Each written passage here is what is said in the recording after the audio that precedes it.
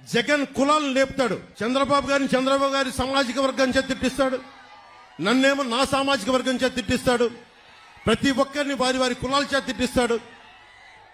ఇక్కడున్న ఈ ఆకు రౌడీని అడుగుతా, ఆకు రౌడీ ఎమ్మెల్యేని అడుగుతున్నా, నేను నీ కులం అయితే నీకు నోరు అలుసా? నీకు మేము కాపు అని చెప్పి బూతులు తిడతావా? నువ్వు ఏమనుకోలేదు, బలుపు అనుకోవాలా? ఏమనుకోవాలి?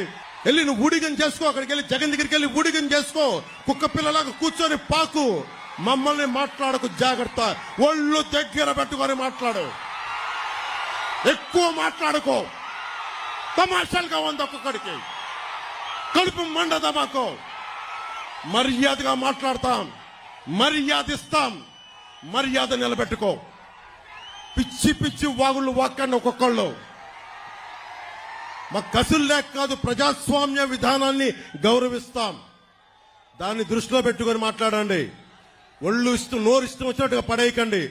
చెప్తున్నా, 25 సంవత్సరాలు నా జీవితాన్ని రాజకీయాలకి పెడతా ఉన్నాను. ఆంధ్రప్రదేశ్ బాగుండాలి, దేశం బాగుండాలి, తెలుగు ప్రజల ఐక్యత బాగుండాలి. మీరు మాతో గొడవ పెట్టుకోవడం అంటే నీ బిడ్డలతో సహా 25 సంవత్సరాలు నేను చచ్చే వరకు నాతో గొడవ పెట్టుకోవడం గుర్తుపెట్టుకో.